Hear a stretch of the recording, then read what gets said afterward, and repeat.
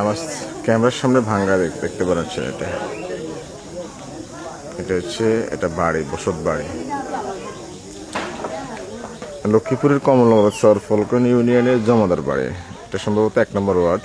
পারিবারিক ঝামেলাকে কেন্দ্র করে গতকালকে রাতে বিপক্ষ প্রতিপক্ষ যারা ছিলেন তারা এইভাবে ভাঙচুর করেছেন। আপনারা দেখতে পাচ্ছেন আমার ক্যামেরার সামনে। এটা হচ্ছে মূল অবস্থা। দেখেন প্রত্যেকটা জায়গা দেখেন।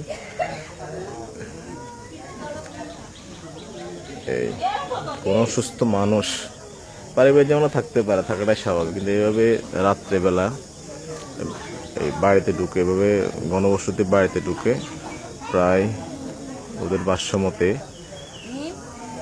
50-60 জন লোকে এই ধরনের ভাঙচুর করেছে। এটা আসলে খুবই অমানবিক। পারিবারিক ওরা প্রশাসনের দৃষ্টি আকর্ষণ করেছে।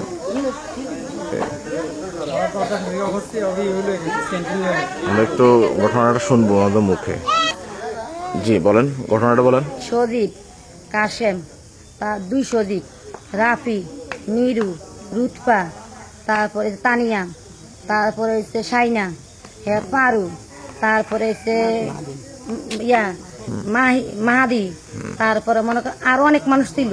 তা আমরা করতে বেরোতে পারি না, বাতি সব অফ ছিল, আমরা মানুষ ভালো মতো দেখতে পারি। শুধু এই কদিন আমরা যা একটু জানারা খুলতে যাই, আমরা একটু দেখতে পাচ্ছি, বুঝছেন। এরা 10 থেকে বাতি অফ করে দিচ্ছে, আমরা মোবাইলে রাইট মেরে আমরা শুধু এই কজন মানুষ দেখতে পাচ্ছি, আর বাকি মানুষগুলা আমরা দেখতে পারিনি, কেন বাতি সব অফ ছিল যে, তার জন্য আমরা কোনো মানুষের চেহারা দেখতে পারিনি। আপনি কি দেখছেন বলেন একটু। যেন আমি দরজা খুলছি, খোলার সাথে সাথে এরা বাতি বন্ধ করেন, দরজা খুলেন কেন, এই কথা এরা ধামালে আমার ঘরের ভিতরে গেছে গিয়া আমার কানের জিনিস, কানের নেকলেস লয়ে গেছে, হাতের মোবাইল দিয়ে নাছিল, বাটার নানা হলে দিয়ে গেছে, টাচ লয়ে গেছে গিয়া। আমরা তো ওদের মুখে যারা ক্ষতিগ্রস্ত হয়েছেন তাদের স্টেটমেন্ট শুনলাম। এই হচ্ছে টোটাল অবস্থা।